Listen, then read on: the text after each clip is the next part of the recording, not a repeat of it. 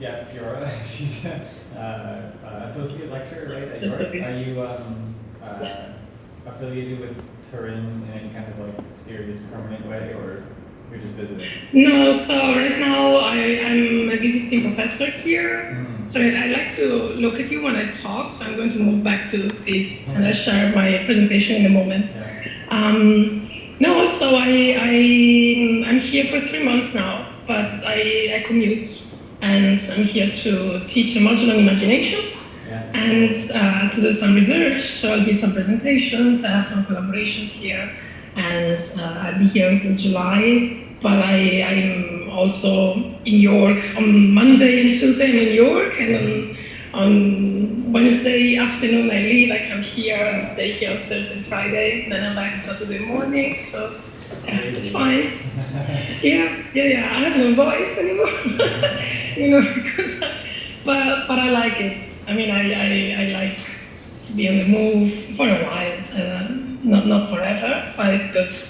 Yeah, the students are great, and we're all connected. So I would have loved to be in Taiwan right now, but we know how difficult it is. So, but I'm happy to be here online, and thanks for inviting me. So I hope you will like the presentation, and I'll do my best.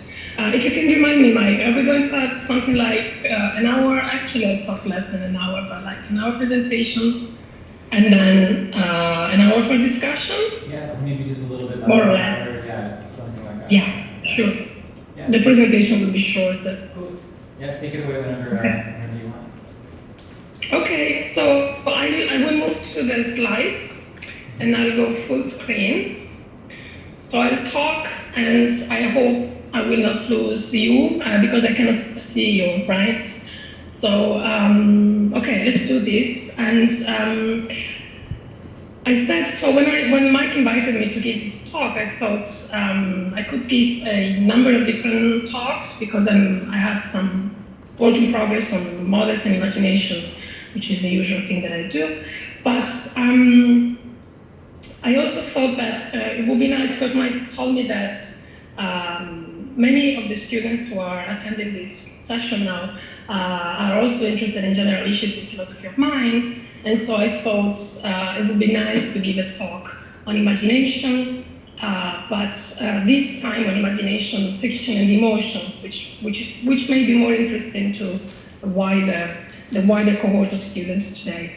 So that's what I'm going to do. I've written this paper, Keeping It Simple, Imagination, Fiction, and Emotions, where basically what I try to do is the following. So I focus on a classical topic in the area of the philosophy of fiction, which is the nature of our emotional engagement with fiction.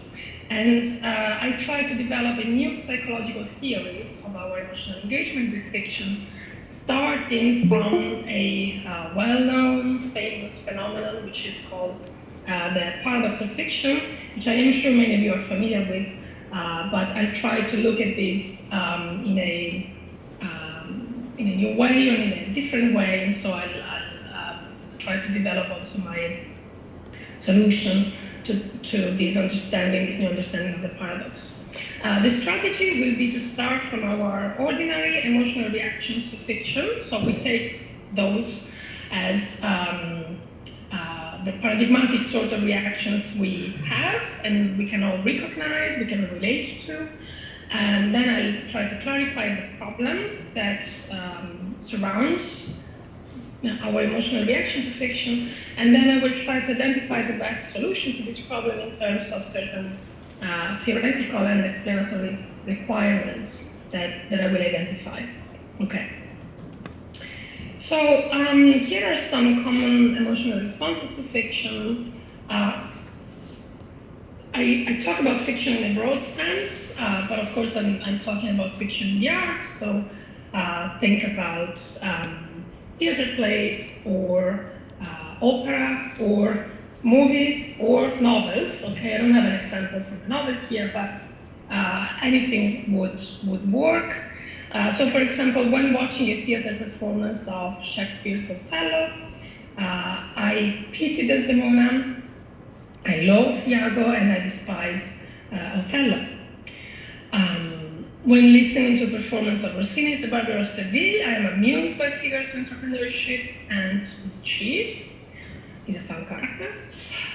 When watching the horror comedy Tremors, I don't know if you ever watched this, it's a classic. I feel the worm-like creatures hungry for humans. Okay, so I have all of these different emotional reactions about characters and situations described in these works of fiction, and they are quite common to anyone who engages with these fictions. Now, the problem roughly is that I start from this recognition that I have these seeming emotional reactions to fiction, but then I also know that the objects of my emotional reaction, which in this case are fictional characters, do not exist. So Desdemona, Iago, and Othello do not exist. I know that. I'm not confused or I'm not under any misconceptions of the fiction and of what is involved in the fiction. Figaro is only a fictional character, I know that.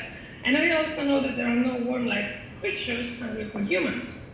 So I'm puzzled by this. Anyone is puzzled by this usually as a first reaction. So roughly, okay, we're just getting an impression here of the situation. And so the question that is raised by this phenomenon is, how can I really have such emotions?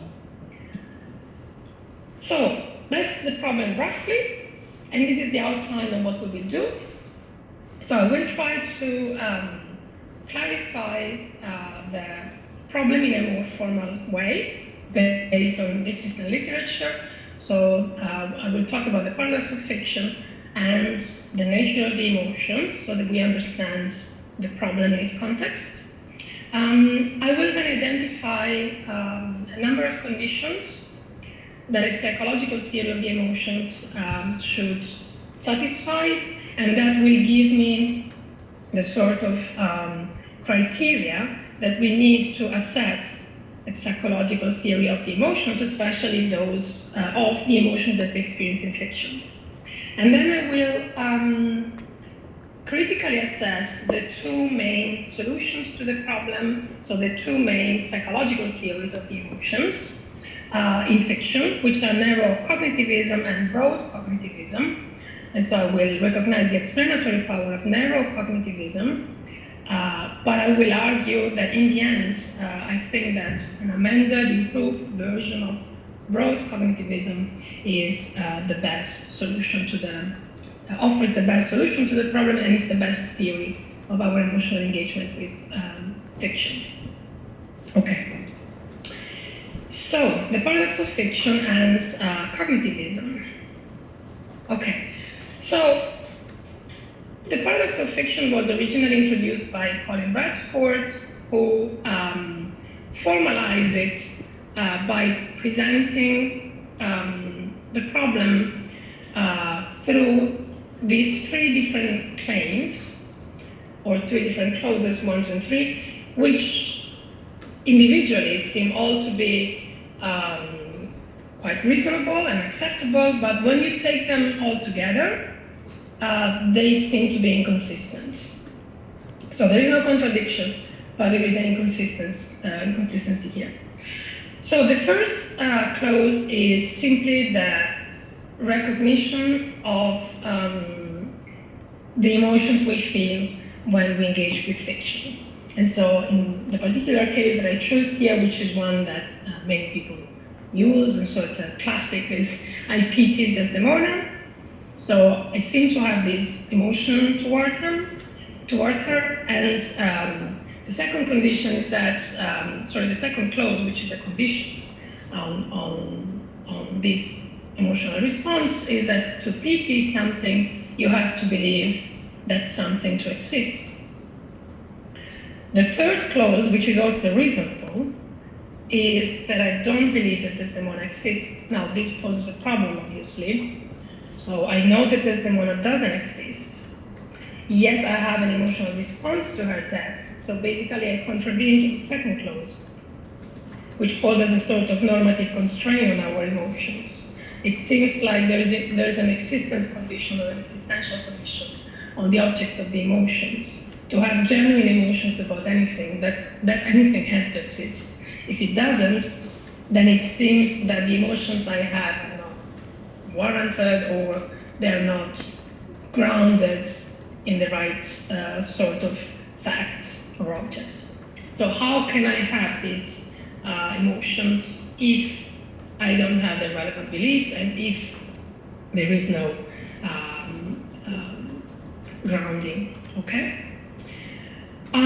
So the nature of the problem has been investigated for quite a while, and there are a number of analyses. So the classical take on this issue is that the paradox emerges only from a particular understanding of what the emotions are, so a particular theory of the emotions, and this theory is cognitivism. And so you have a number of authors here. It's just a list of examples. There are others who endorse the same analysis, basically. And so obviously one way to get rid of the paradox in this case would be to say, well, get rid of cognitivism and then we don't have the paradox anymore, right? So that would be easy, apparently easy solution. Now others submit that Radford's insistence on clause 1, which is the recognition that, or the seeming recognition that we have genuine emotions towards fictional characters is incompatible with cognitivism, and you'll understand this in a moment because I'll tell you more about what cognitivism is in a moment. But I think that both of these options, so the first and the second, actually are not correct, and I'm not the only one. So Covent and Roney, in a paper from 2016, focus on the second clause, so the normative constraint, the existential condition, and they claim that Radford himself recommends this clause because it constitutes not because of cognitivism, but because it constitutes the best explanation of a range of phenomena. And they conducted a case study that is very interesting. You can have a look at it in their paper. I'm not reporting it here, but the case study is on ordinary people and their intuitions about their emotions towards fictional characters, and without being cognitivist or anything, because they are lay people. They're not even aware, they don't know cognitivism or any particular theory of the emotions, but they seem to manifest the same sort of puzzlement that is captured, formalized by the paradox. So there's a foundation in our own understanding, ordinary understanding of the emotions and the conditions that we put on emotions, even without having any theory, any explicit theory of the emotions. So there is a tension between what seems to be the best explanation of the emotions in ordinary cases and the introspective certainty that we, everyone, feel genuine emotions for fictional entities not believed to be actual. This is what emerges from the case study, and this is what they think is the incoherence that Radford finds in our emotional reactions to fiction. And so it's completely independent of cognitivism. Okay. So, nevertheless, the standard solutions to the paradox have been developed within cognitivism about the emotions.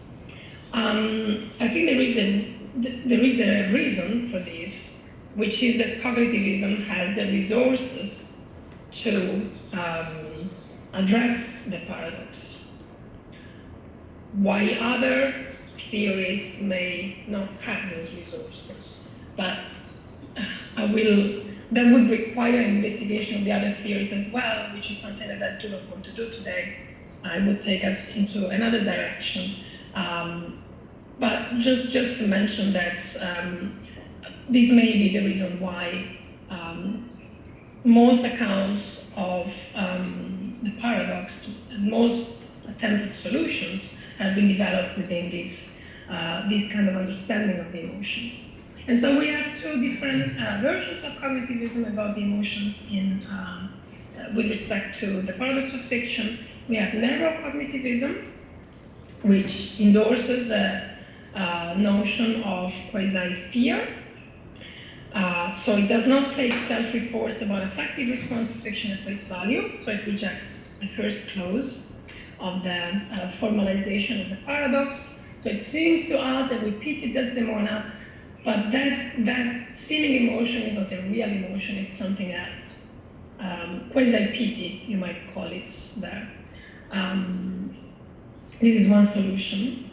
Walton was the main proponent of this solution, but there are others like Carey and Stacey France, at least in her 2003 paper. And then the second solution has been put forward by broad cognitivists who instead endorse our first reaction. So they take at face value our emotional reactions to fiction. And so if we say that we pity Desdemona, then that's genuine pity. If we say that we fear Othello, then that's genuine fear. And so we have genuine emotions towards fictional characters. And so this view does take self-reports about affective response to fiction seriously. It takes them at face value. And as you can see, there are many authors who endorse this interpretation. And the main one that is usually discussed is Noel Carroll. An exception to this solution, so the first one, neurocognitivism, rejects one. The second instead rejects two, so the normative condition on emotions. Now the third would be to work on three. So on the idea that we do not believe that Desdemona exists. And so Tolman and McWalter postulate an ambiguity in the reading of exist in that clause in 3, but Coventry only argue, rightly in my view, that by doing this they fail to account for the tension we experience. And so I take this as a non-starter because we have to recognize the phenomenon and the tension it involves, which, as they show, Coventry emerges from our ordinary pre-theoretical understanding of the emotions we experience in fiction, not from any theory, so it has nothing to do with any particular understanding of existence either. Okay. So, I told you already, in my opinion, cognitivism offers the best resources to explain the incoherence that Radford finds between our ordinary emotions and our emotional response to fiction, and so to appreciate this, let us consider the characteristic features of the emotions. So, here we have a list of 5, and they are the usual ones. So we have sensory, physiological, behavioral, cognitive, and social factors that characterize the emotions. To illustrate these factors, let me go through an example. So Julia is walking back home with Anna one late evening when she sees a wild boar trotting toward them, and Julia is afraid of the boar. So the emotion that we are going to analyze here is one of fear. So Julia's fear. So Julia experiences a feeling of fear, so there is a sensory factor, there is a feeling that she experiences. There is a physiological factor, because that fear, that feeling of fear, is accompanied by a bodily modification, so her heart beats faster, and other things, okay? There is also a behavioral factor, because emotions often have a motivational force. So Julia stops and looks around for a possible escape route. And then there's a cognitive factor. So she thinks to herself how terrible to meet a wild boar. So there's a thought that she has. It's an assessment of the situation as well. She says how terrible. She says to her friend, she's together with her friend Anna, look, there's a boar trotting toward us, how bad it is to meet one. And Anna agrees that it is bad to meet a boar. So in this case, we have a social factor, so the two of them agree in the assessment of the situation, and they both experience the same sort of emotion. Okay. So consideration of these different factors raises a number of questions, but two of them are key. So the first one is a general question concerning the relation between these factors. So which one of them should we take to be essential? And this is a question about the nature of the emotions. The second question is specific, and it's about the ways in which those factors play out in our emotional response to fiction. So the question is, are there any significant differences between the factors that characterize ordinary emotions and those that characterize the emotions we experience in fiction? And then what follows, the next bit of the question is, do they affect the nature of our affective response to fiction?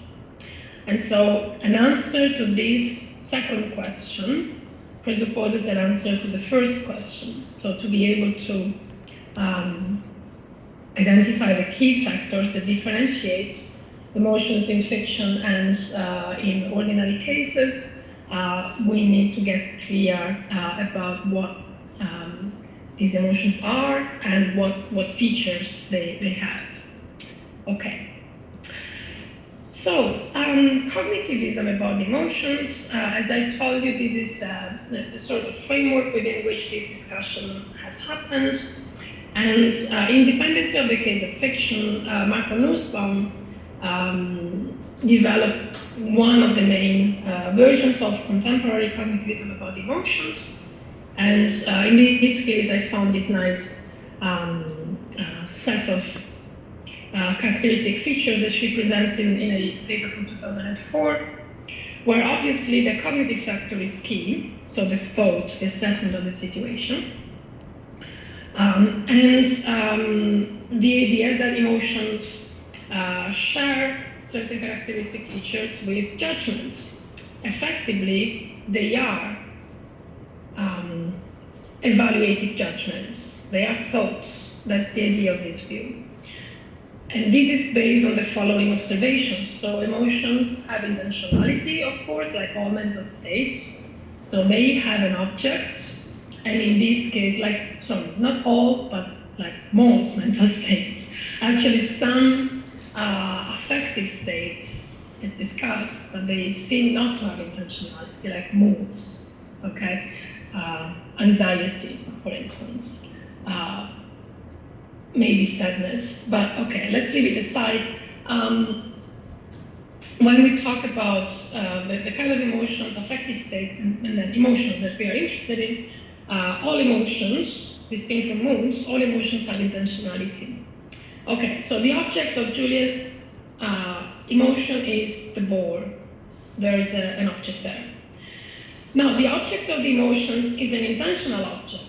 So this means that the way the object is interpreted by the agent or the subject of the emotional experience is crucial to the emotion itself. So in fear, the boar is perceived as a threat. That's what gives part of the evaluation of the situation and of the object itself. The way in which the boar is perceived as a threat. That's part of the emotion. And then the emotions also involve certain beliefs about their object. So in Julia's case, the belief is that the boar is a threat. So there's not just a perception, there's also a belief that it is a threat. And then the emotions connect with values and appear to be, we say eudaimonistic, which means concerned with the agent's flourishing.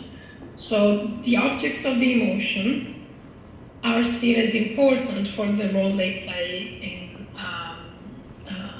someone's life. So in this case, the boar is seen as important for the role it plays in Julia's life in that particular situation, because it's a threat to her in that particular situation. Okay? So now that we know more or less, what cognitivism is, we got an idea of this, of the nature of the emotions, we know what the problem is, we can start to think about the theory that we need to solve the problem. And to do that, I will consider what I think are the constraints on any psychological theory of the emotions, and in particular of the emotions in fiction. And I can identify 5 criteria. So the most important are 1 theoretical requirement, which is parsimony, and 4 explanatory conditions. And the explanatory conditions relate to those factors that we identified before, that are characteristic of the emotions. And so we have phenomenology and physiology, we have intentionality, we have justification, and we have rationality and behavioral adequacy. So parsimony, I'm sure you're all familiar with this principle. It's a very well-known principle, not only in philosophy, in any theoretical endeavor. So according to this principle, we should commit only to those entities that are really necessary to explain our emotional engagement with fiction. And this principle gives us a criterion to decide between theories, competing theories. And in this case, we are talking about the 2 main competing theories about emotions in fiction, which are narrow and broad cognitivism. So narrow cognitivism postulates a new theoretical entity, namely quasi-emotion. And so in this sense, it is richer, ontologically richer, because there's one more entity in this theory that we can use to explain the phenomenon, while broad cognitivism does not postulate any new theoretical entity, because it works simply with emotions. There are no extra quasi-emotional states. Now, if both theories can explain the same range of phenomena, then we should prefer broad cognitivism, right? So we should prefer the theory that deploys, that is more parsimonious, and so that deploys the least theoretical entities. However, if only narrow cognitivism can offer a reasonable explanation of this phenomena, then this is the view that should be preferred. So we may have good reasons for endorsing this new theoretical entity because we really need it to explain the phenomenon. Now, the criteria, the 4 explanatory conditions, are the ones that we need to consider to assess the explanatory power of these 2 theories. And so we have first, phenomenology and physiology, which roughly corresponds to the sensory factor that we described before, and to the physiological factor. So the sensory factor would correspond to phenomenology, and the physiological factor to physiology, of course. So in the emotions, we seem to be acted on, so that has to do with the phenomenology. So we are horrified, we are troubled, we are worried, we are struck by fear, overcome by joy, and overwhelmed by sorrow. So these are expressions that we can use to describe our emotional reactions to things. Even the word reaction gives an idea of being acted upon. We do not act in the emotions, we are acted on, so we react. And then physiology, so some emotions involve certain typical bodily modifications. So anger involves an accelerated heart rate, a rush of adrenaline, a rise in blood pressure. However, some other emotions like regret and contentment do not seem to involve any such modifications. So they are not necessary, but they are typical of many emotions.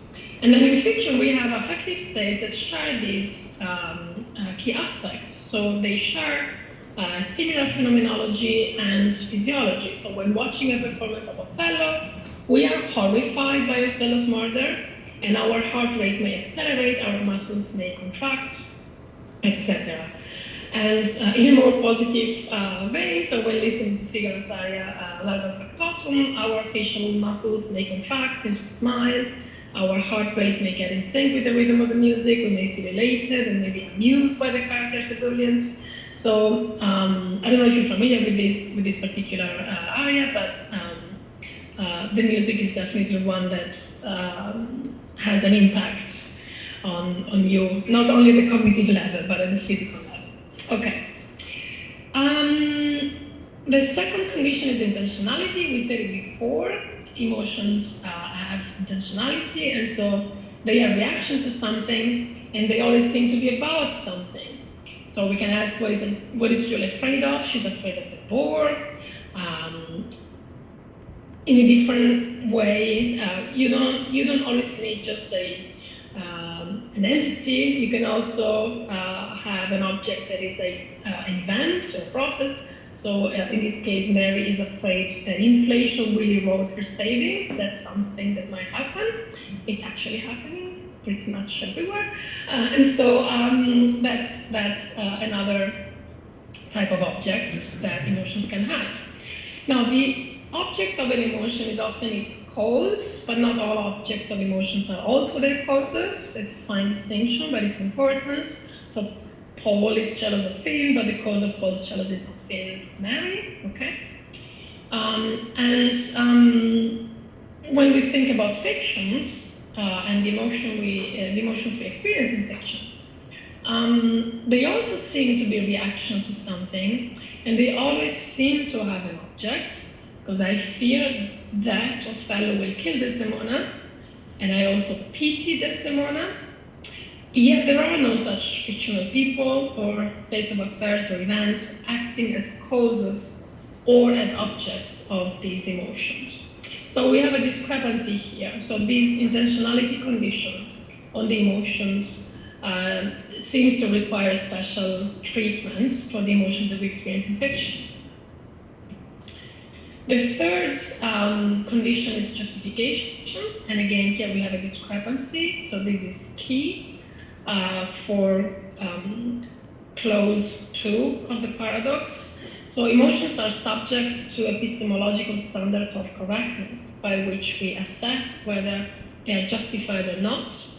And so in this respect, emotions are similar to many other cognitive states like beliefs and perceptual states. They have the mind towards direction of fit. And here we have 3 different examples. So the first is the one we're all familiar with now. So Julia's fear of the boar is justified, warranted by the fact that the boar is a real threat to her.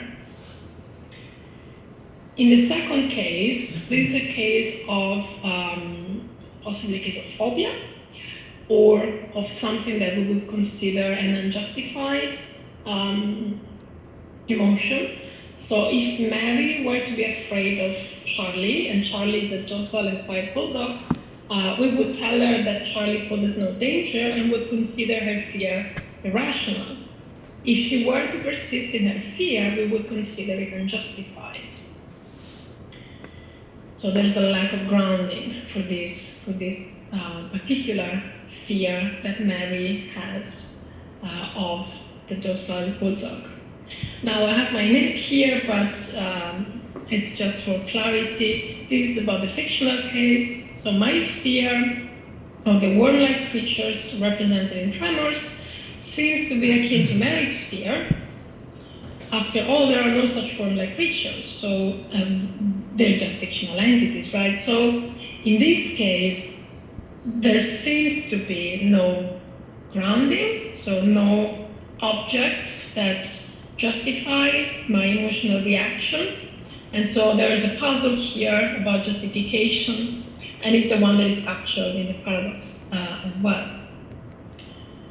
And now the final condition, which is rationality and behavioral adequacy, we have a discrepancy here too. So emotions are rational when they are warranted, which means when they are justified. And so Julia's fear of the boar, her physiological reactions, and her decision to run are rational because Julia has good reasons to fear the boar. In Mary's case, however, we don't have similar justification, and so her emotion is not warranted, so it's irrational, and this irrationality feeds into the adequacy of her behavior. So if she were to scream in terror in front of Charlie, we would consider her irrational. If she were to assume this unwarranted fear as a reason for avoiding Charlie, we may consider her behavior to be irrational or inadequate, right? 2. And there is a discrepancy here for the fictional case, which is interesting. So my fear of the worm-like creatures in Tremors, we said, is more like Mary's fear because it is similarly unwarranted. However, our judgment of the situation is different, so we do not judge my fear of these creatures as irrational. There's a similarity here with Mary's case. They both lack, it seems, justificatory grounds because there's no grounding in the facts. However, we don't judge my fear as irrational. Mary's fear, however, affects her behavior. In my case, I don't do anything. I keep my fear of the worm-like creatures quarantined. I do not act upon it. So that lack of justification does not, and the emotion, okay, they don't get into into my practical reasoning. Okay. So let's look at these two theories now, and we will do it through the lenses of those criteria, explanatory conditions. So Walton discusses this case, which I always find very funny, and I don't know if you've ever watched this movie. I don't think you've ever watched this movie, but you can probably find it online. And for our standards nowadays, for our aesthetic habits, I'd say I don't think this is very scary anymore, but at the time it was definitely, when it was made at the end of the 70s, it was definitely a scary movie, a horror movie. So Charles, this is Walton talking. Charles is watching a horror movie about a terrible green slime. He cringes in his seat as the slime oozes slowly but relentlessly over the earth, destroying everything in its path. Soon a grisly head emerges from the undulating mass, and two beady eyes roll around, finally fixing on the camera. So they're looking into the camera. The slime, picking up speed, oozes on a new course straight toward the viewers. Charles emits a shriek and clutches desperately at his chair. Afterwards, still shaking, Charles confesses that he was terrified of the slime. And then Walton asks, was he? Like, he doubts, right, that this introspective report is correct. And so the analysis is the following. So Charles is not deceived because he knows that he's watching a horror movie, that the slime does not exist, and that he's in no danger. He says that he's afraid, but is he really? So looking at his reaction, we can say that his physiological response is one of fear. So his pulse quickens and his adrenaline flows. His cognitive response, however, Walton thinks is not one of fear. And so this combination of physiological and cognitive response, or physiological psychological state, is what Walton calls quasi-fear. So we need to understand what this is. And to answer this question briefly, I'll just tell you something about the framework in which Walton was already working in 1978. So the framework is that of his theory of make-believe. And so he thinks that when we engage with fiction, we engage in activities that are similar to those that are typical of children's games of make-believe. So they are social imaginative activities that are governed by props. Props are concrete objects, and by principles of generation, so the rules of the game. For example, participants, kids playing a mud pie game, establish some rule, implicitly or explicitly, to the effect that whenever there is a glob of mud in a crate, it is fictional that there is a mud pie in the oven. And now works of fiction work in a similar way. Think about the green slime. So we have props, and these are, among other things, they're concrete images on a screen, which enable and constrain the imaginings of those who engage with them. and generate their own fictional worlds. For instance, if it is true in the world of the green slime that a terrible green slime is on the loose, then it is fictionally true, which means true in the world of the green slime that a terrible green slime is on the loose. That's the fictional truth of the movie. Okay, now the key aspect of Walton's proposal is in the particular type of imagining that he thinks is key to our engagement with works of fiction. And these imaginings are d'essai imaginings, or imaginings about oneself. So the analysis of the situation is the following. So when the slime begins oozing toward the camera, Charles imagines in a participatory way. So he imagines d'essai, or about himself, he imagines that he is in mortal danger. And as a reaction to that imagining, he imagines of himself that he's afraid. So his fear is now part of his imaginative engagement with the fiction. And so Charles is not really afraid of the slime. He is only fictionally afraid in virtue of his participation in a game of make-believe wherein it is fictionally true that the slime is threatening him. So he's like in the game, he's part of the fiction. Charles is part of the fiction itself, of his fiction, so of his game, of his playing with the fiction. He's a participant, and so it seems to him, in his imagination, that the slime is moving towards him, and so that is threatening himself, and so he is fictionally afraid. So his thing in terror is only imagined, it's not real. Now, this is compatible with phenomenology and physiology, so neurocognitivism can explain this aspect, and so this condition, because Charles experiences an intense affect that includes physiological and phenomenological aspects of the emotion. In fact, this is that part of the emotion that makes it look real. That's what confuses us on Walton's interpretation. That's the base of the report, of the introspective report. So this effect is real and not merely imagined. In a sense, the emotions we experience in fiction are real, and this is what Walton emphasized in his later writings, where he tries to clarify this point, because the physiological and phenomenological responses are real. However, so this explains our initial endorsement of one. However, the justification is lacking, or it's not of the same quality as the justification of ordinary emotions, and so the cognitive component is going to be different. So Charles's quasi-fear is warranted only in the imagination. It does not share the same justificatory base of real fear. And his quasi-fear is grounded on a d'essai belief-like imagining. So in the example I told you, he imagines that the green slime is threatening himself, he himself, okay? So threatening him. So his quasi-fear lacks beliefs in the existence of the concrete objects of the emotions, and so it doesn't satisfy close to.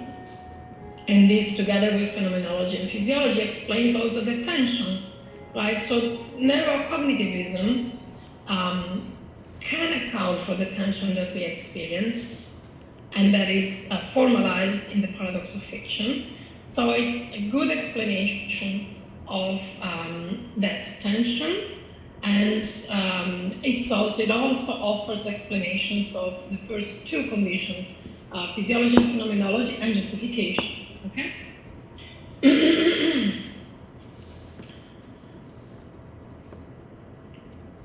Now, when we move to intentionality, Walton does not address this issue, but that's fine, because we have possible solutions that can be adapted to this case.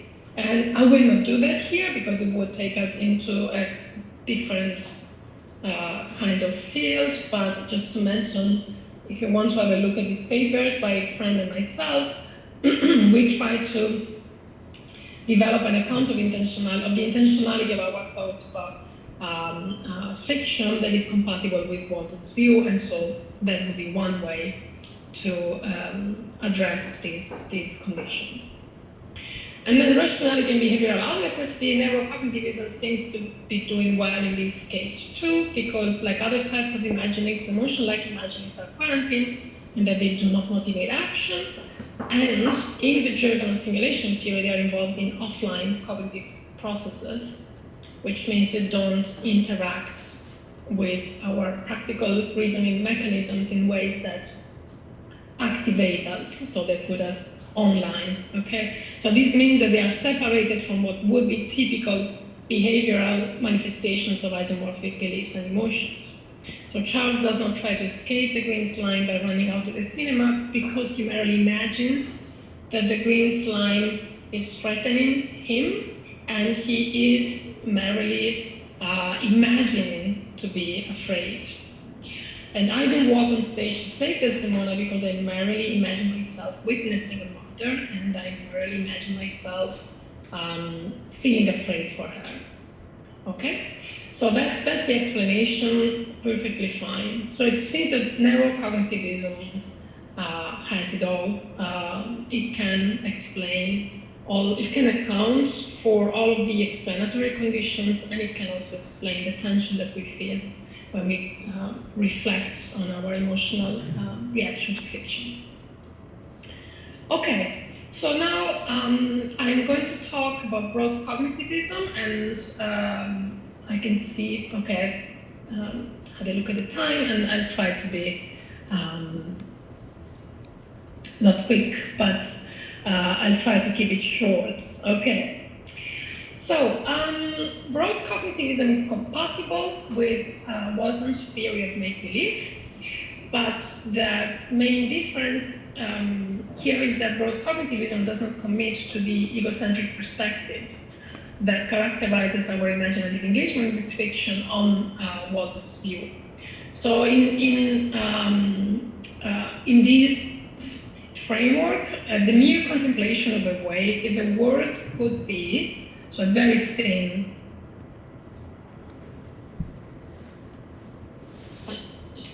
to pose.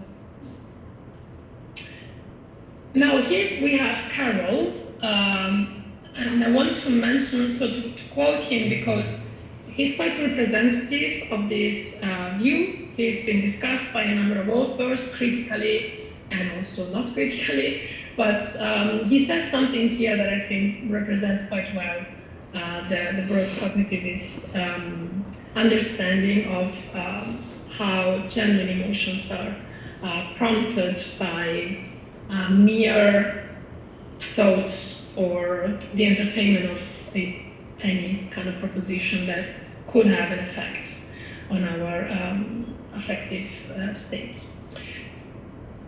So Carroll says, it seems to be indisputable that emotions can be engendered in the process of holding propositions before the mind unasserted. While cutting vegetables, imagine putting the very sharp knife in your hand into your eye. One suddenly feels a shudder. You need not believe that you're going to put the knife into your eye. Indeed, you know that you're not going to do this, yet merely entertaining the thought or the propositional content of the thought that I am putting this knife into my eye can be sufficient for playing the role in causing a tremor of terror. For emotions may rest on thoughts and not merely upon beliefs.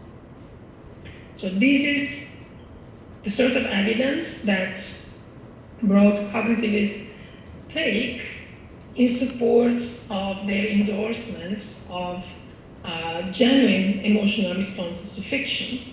So they take at face value our reactions and our introspective reports.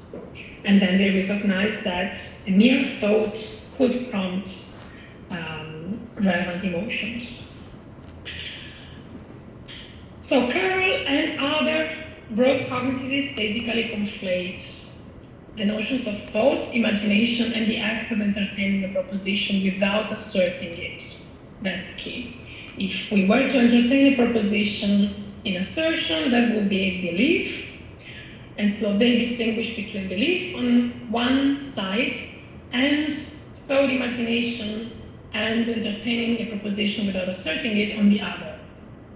Now, this conflation, I believe, does not contribute an explanation of two of our explanatory conditions, which are the conditions 3 and 4, so justification and rationality and behavioral adequacy.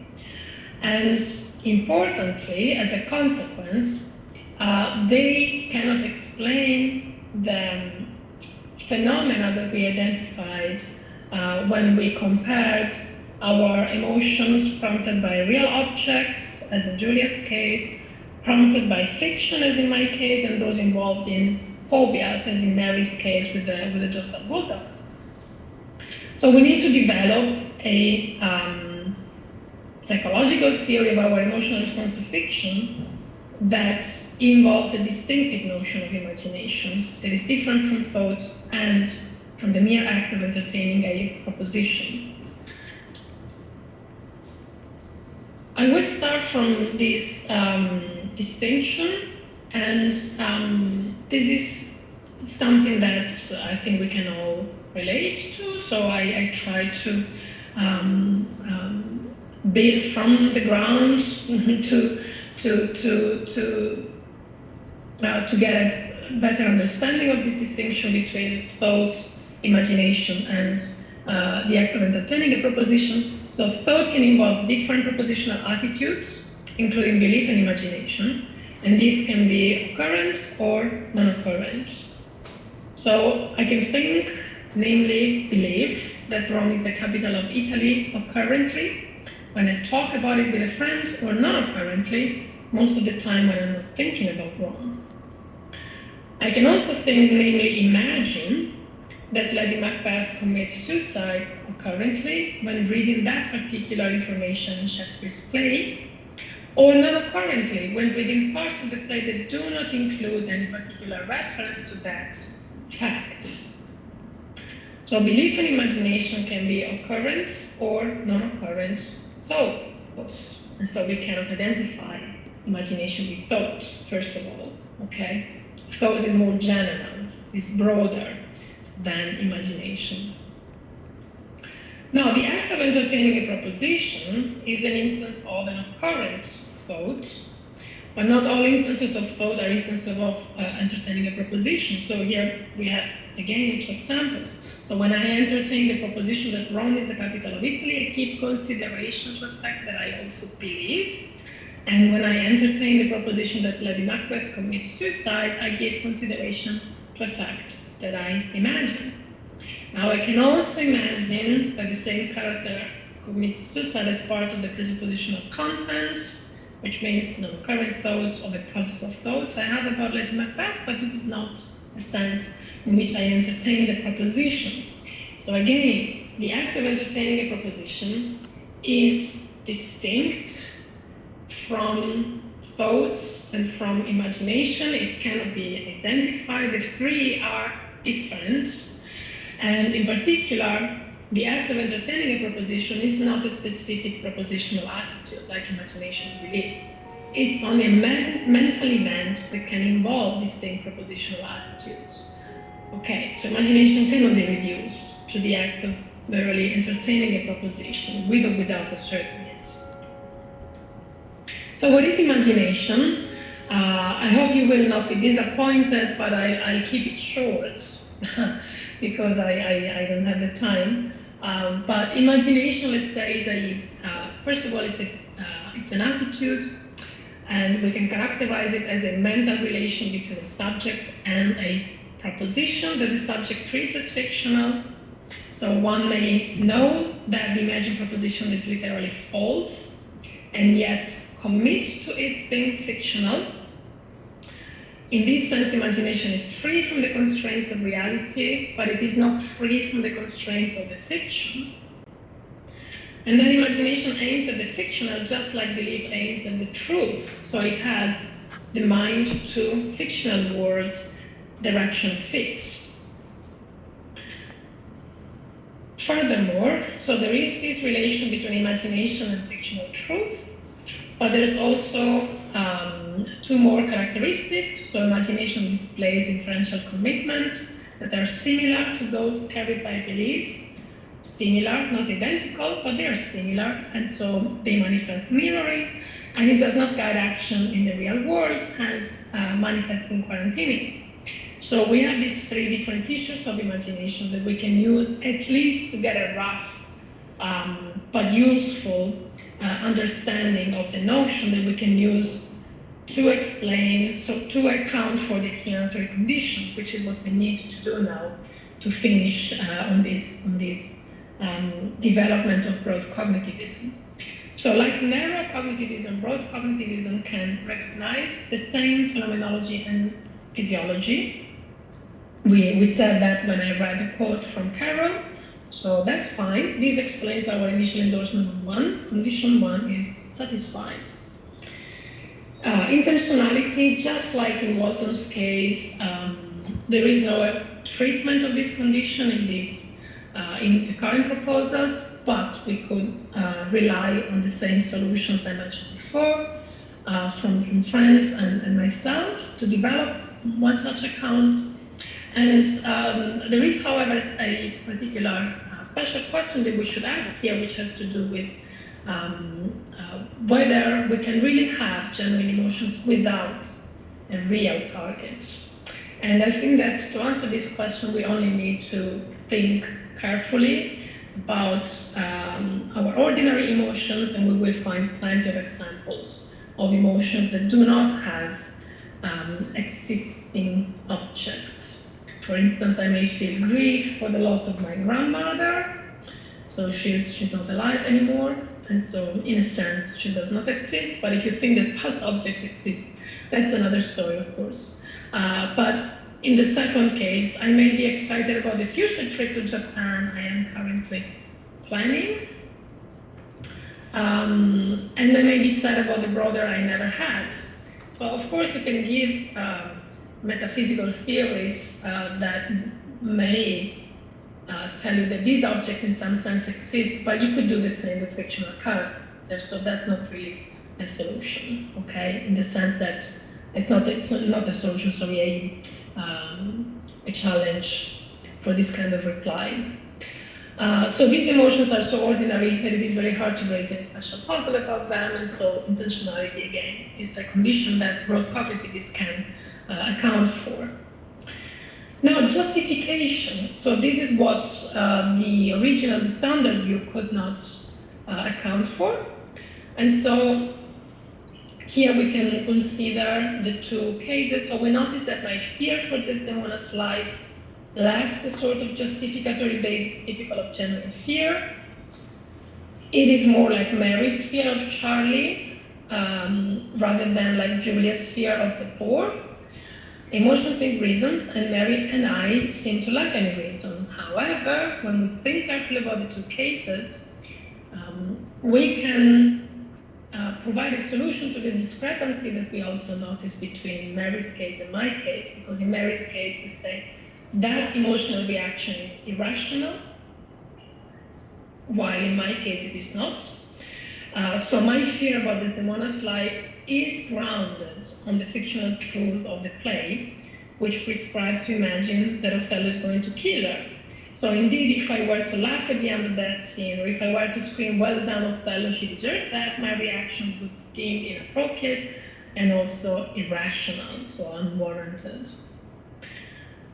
Mary's fear of Charlie, however, does not have a similar intersubjective and objective justificatory base.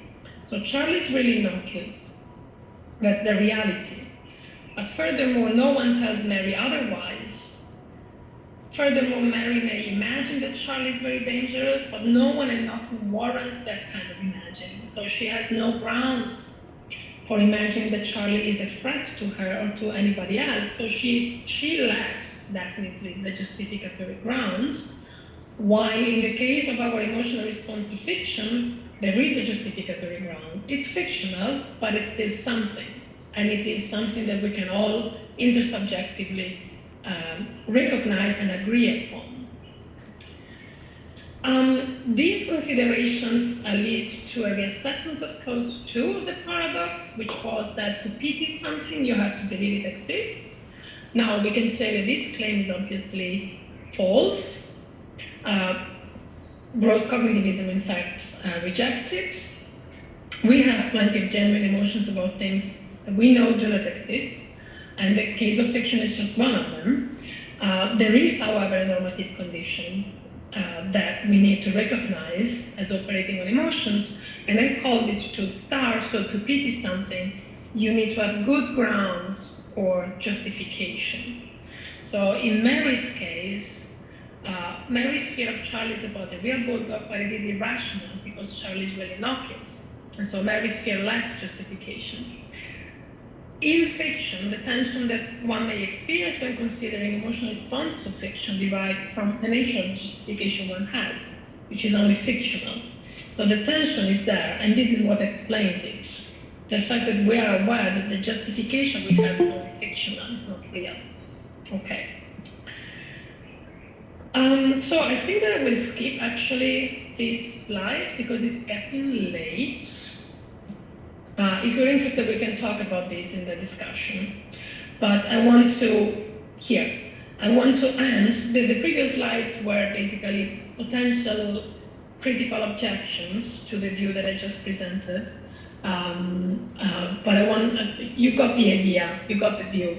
And so I want to get to the upshot, and then we can talk about potential challenges with you if you like.